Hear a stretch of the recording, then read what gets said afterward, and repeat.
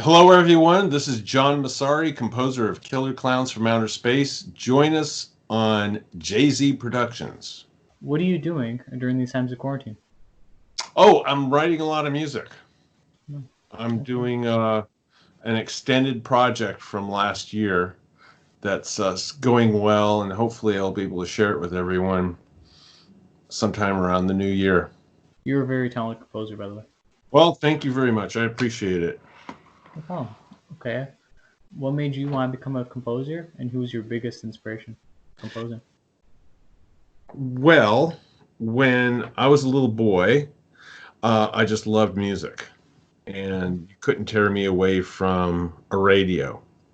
So it's kind of my official first instrument was the radio. Mhm. Music gave me an experience that I really meant a lot to me, and I sought throughout my life to learn how to create music from an early age, even if it was getting a ruler and stringing it across a rubber band and pretending I was playing guitar while I was listening to the radio.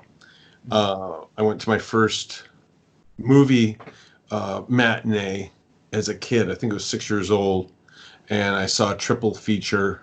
And the films were Journey to the Center of the Earth, The Time Machine, and Mysterious Island. All fantastic movies, and each one of them had a very interesting score. And I was just mesmerized by the movie and the experience. And I think I soon discovered what made the experience of seeing those movies so magical is the effect that the music had on me during the viewing experience. So my mother started uh, practicing the piano, and she decided it wasn't for her. And I started tinkering on the piano, and you couldn't tear me off of it. So that was the beginning of wanting to make music. And it wasn't till I was around 11 or 12 where I realized it was an actual uh, profession that you could pursue to make music to movies. And not everyone knows that. Even to this day, people don't quite understand that what they take for granted, which is music that they hear in media all the time, is created by people on a daily basis. I mean, that's all they do. It's an entire industry. So that's basically how I got started. It's very, very simple little story like that. Cool. That's a cool origin story. Cool. Okay. What was your favorite thing that like composing thing you've done like for a film, TV show? Like your favorite one? Favorite today? I don't have one favorite. Everything has a special place in my heart. There are some things that are just a job, you know. There was a while, even when I worked in the ad business for quite a while, there's a friend of mine that he had. I was working for him for maybe 5 years on and off, doing commercials for IBM and uh, Ford and Chrysler and just all kinds of name brands. And each one was its special little challenge. Mhm. But it's not like I woke up one day and I said, I have to write. I just feel music for a Pontiac. Mhm. You know what I'm saying? Yeah. You get an assignment. That's the profession. That's the craft part of being a composer. When someone says, we need this sort of music and it has to be done in a certain way, and it's a certain style, and it has to be done within a certain time, are you interested? And you either say yes or no. And so that's one aspect of the business. And there's some things that I'm very fond of. Obviously, I'm very fond of Killer Clowns from Outer Space. When I got that assignment, the little kid in me came alive again. And even to this day, I don't watch it from start to finish uh, as is a matter of routine. But when I do see it with friends, or if I'm at an event where we see the movie, I do enjoy. It's a very fond experience. I worked at Disney for quite a while. That was a lot of fun. Um, so I can't say there's one thing that I like. Be quite honest with you, the thing that I really appreciate the most is the thing I'm working on right now Cool. that I'll be able to talk about later on in the year. If you could pick any movie, TV show, etc., what role would you have loved to compose? But obviously you didn't, but you wish you did. Okay, so you're asking me if there is a TV show or a movie I wish I did. Mm-hmm. That's also a very difficult question to answer because it's almost like a parent walking down the street and asking them, which of these children would you like to be your children? I mean, they're not my children. I have my own children. You know what I'm saying? Mm-hmm. I mean, there are movies that I have auditioned for that I have not got, that I wasn't awarded the contract. However, I don't have a regret. I don't look at it. I mean, I'll be quite honest with you. The last Star Trek movie, The Unforgotten Country, I auditioned for that, and I think I did a very good job. They went with Cliff Idleman, and I actually went to the movie theater and saw the movie. I thought he did a superb job. It wasn't going to be what I would have done.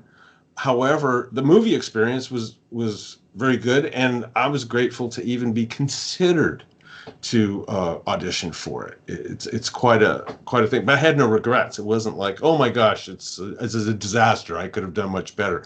It's not like that. It's like, if you can imagine professional baseball players, sometimes they win a game, sometimes they lose a game. There's another game that you're going to play.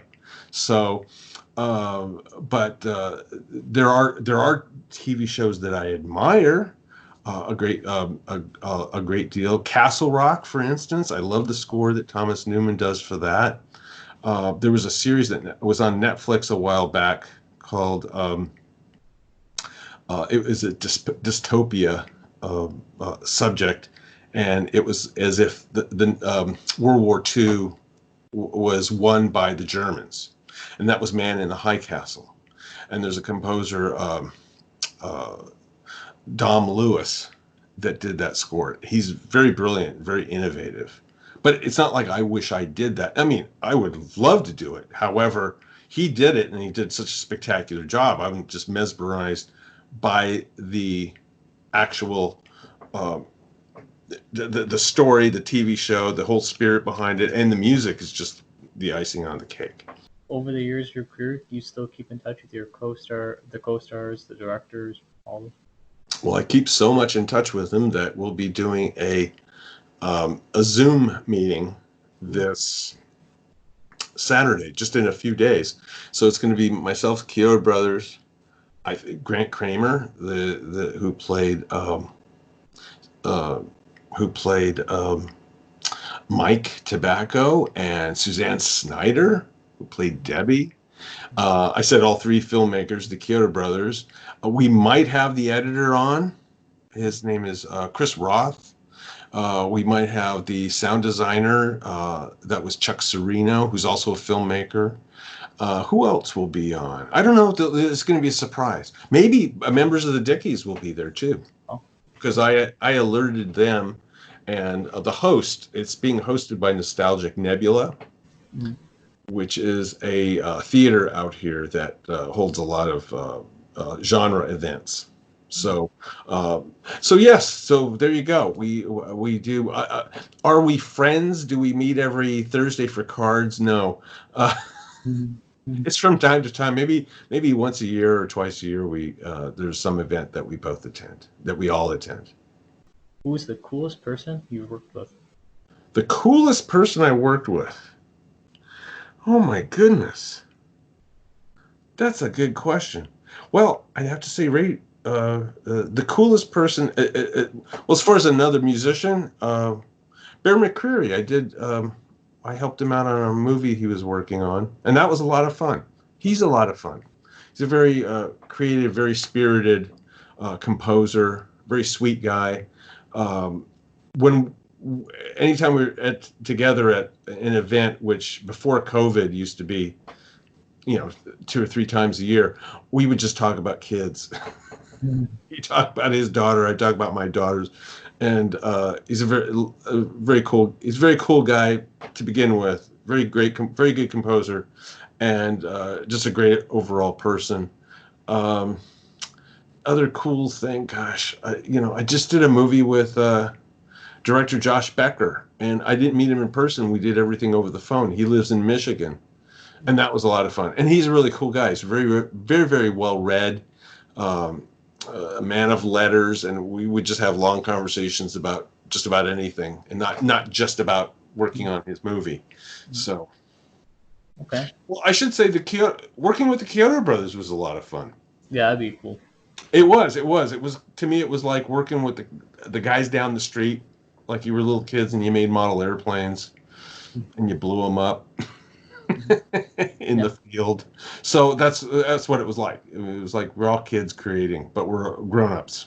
Nice.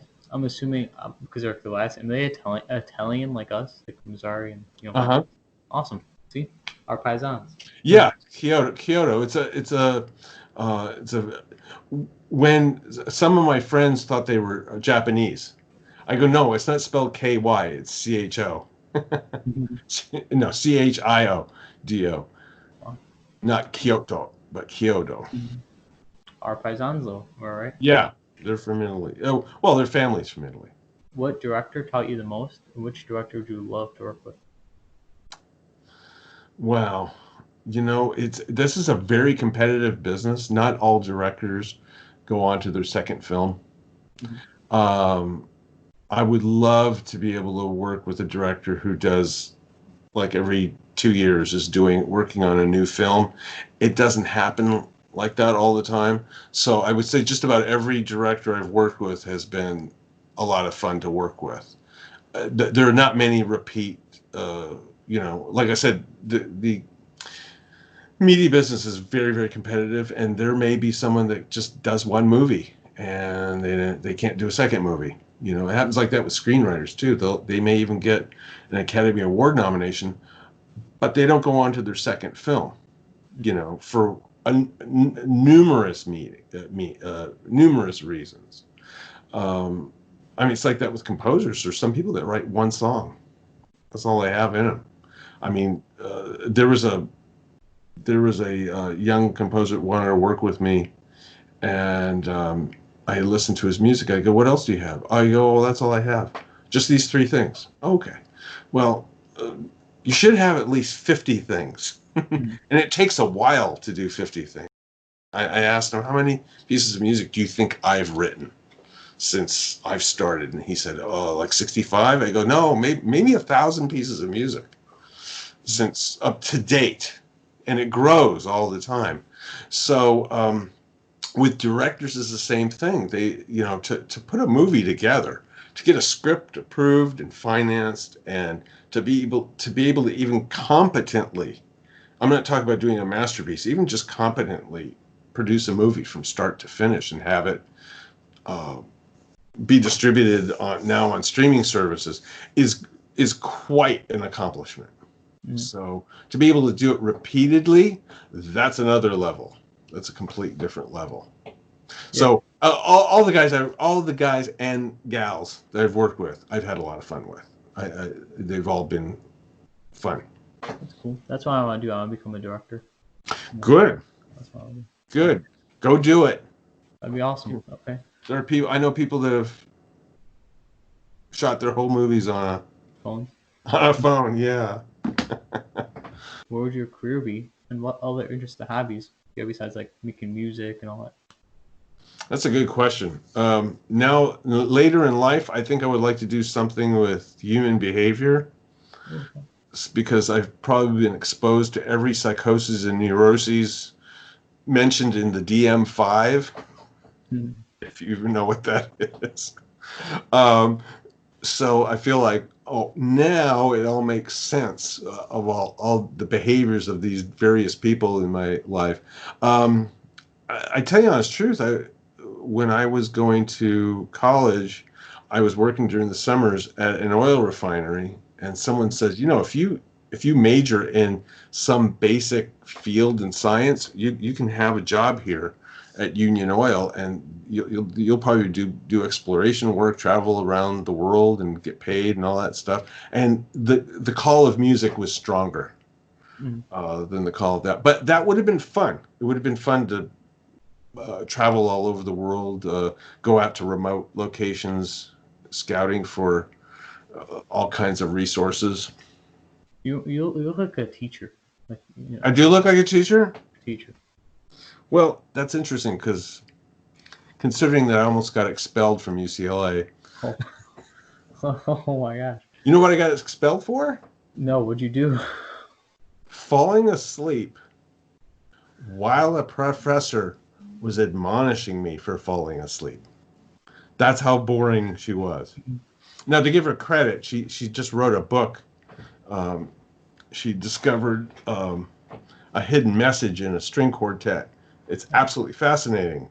And I heard her on NPR, National Public Radio, and I thought to myself, boy, after all these years, she's really fascinating now. But when she started at UCLA, boy, it was tough. Mm-hmm. And she sent me to the dean's office, Mm-hmm. which was pretty damn scary, considering that I would have been expelled from the music department, and I would have to petition to get back in. And the only reason I was able to stay in is because I had done concerts and I had, done something for the morale of the music department in putting on these concerts. And I won the Frank Sinatra Award for composition that they used to give out back then. It used to be a big thing because Frank Sinatra himself would present the award. So I wasn't falling asleep to be combative toward the subject, because I was getting good grades in that subject, because I was auditing a different class that was taught by a very engaging professor. And so that's how I was able to learn the information. So anyways, I was very close to getting Booted. so the fact that you think I look like a teacher, I'm very touched. Mr. Massari, right? Is your name or Professor Massari? Yeah, I don't know. I don't know.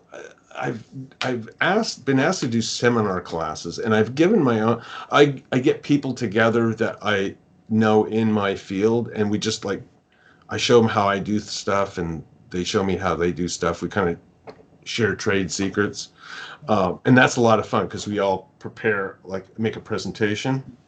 And what's fascinating is I never see anyone yawn during my presentation yet. Nice. That's good. A plus right there. Okay. You have a favorite band and type of music? No, my taste in music is all over the place. I go in phases.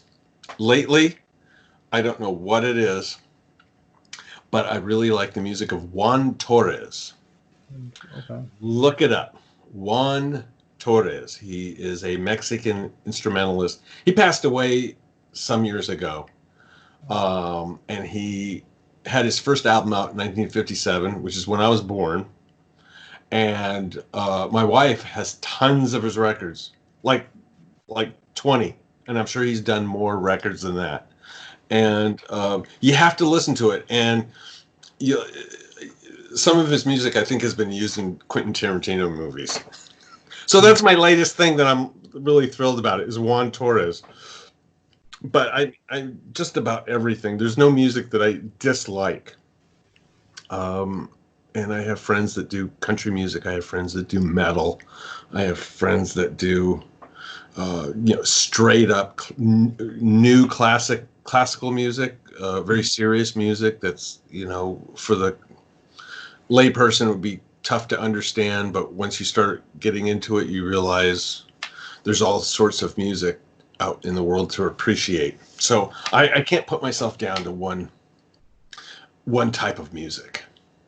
Yeah, see, I like Queen, We Are Champions. Yeah, Queen. I love them. I wore that album out, that very first album they came out with. And I remember I would be listening to Bohemian Rhapsody in the car. I would get out and go into the grocery store. On the way to the grocery store, in the parking lot, I'm hearing other people play on different radio stations the same song.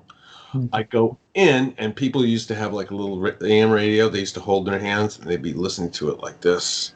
And everyone's playing Bohemian Rhapsody. They absolutely loved it. So, yeah, it's a great band.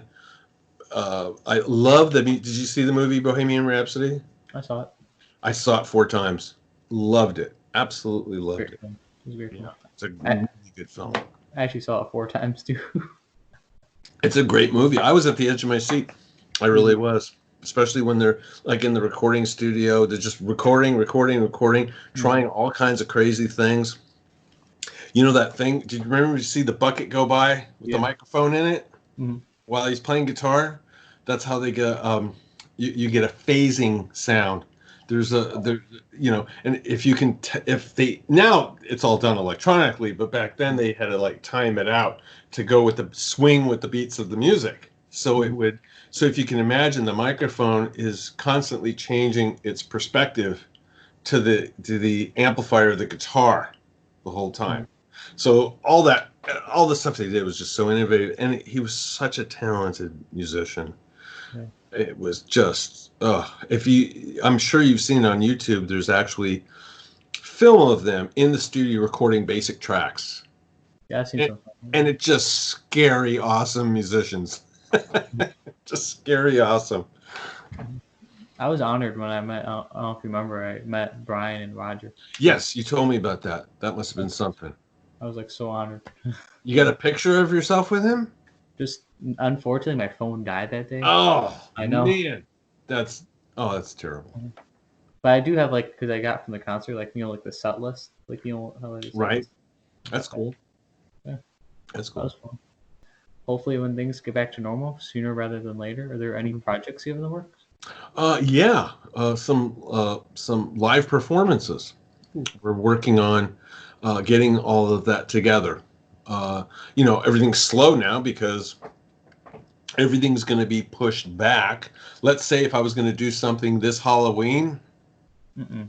I think I'll be very lucky if I do it next Halloween of 2021. Well, So we're working on it. But yeah, we're definitely going to do some very nice live stuff in the future. nice. You gotta come to Chicago. That's why I'm at Chicago. I'm in Chicago. Maybe we'll come to Chicago. You never know. I'll be like, "Hi, Mr. Massari. It's the Nerdy Joe." Oh, no. There you go. Yeah. That'd be cool. What advice would you give younger people or anybody in general that want to become a composer? That wants to become a film composer specifically, a media composer, Any type of composer. That's cool. any type of composer. Well, I would say to be true to yourself. Hmm. Um, you know, don't try. I mean, you can't help it in the beginning. You're going to be copying other people's style, but try to find something that's particularly unique to yourself. Hmm. Be prepared that people won't understand it, and that's okay. That's actually kind of a good sign. And if if you decide to be really serious and go to university, make sure you don't get into debt during and after. Try to figure out how to save up for it and pay for it. And while you're at university, make sure when you take the common requirements that you're supposed to take, like they may have you take a math class, you may have to take a psychology class, but if you have to take a psychology class, pay extra attention. And philosophy, learn as much as you can. I mean, and when you're at university, you have to do your best not to be distracted because there are many, many, many distractions, and some of those distractions can even come from your family members. Hmm. Because that's your 4 years to really soak up as much information as possible and make use of it. And no one should infringe upon that time. My eldest daughter is she's starting on her 3rd year in college. Well, And I said, listen, you know that if I don't call you, I still love you, but I know that you're working hard with your studies, and I'll only call you maybe once every other month, maybe to come by and have lunch with you, and that's it. I'm not gonna take you away from your studies because I know what it's like. It's overwhelming. hmm. So in synopsis of that is, be true to yourself. Yeah. Don't be afraid to experiment at all. Okay. Be aware that people won't understand. People might not even care. That doesn't matter. As long as it brings you joy, it will take time and people will discover it. I will say with Killer Clowns from Outer Space, played it to my own dad, didn't understand any of it, thought it sounded horrible.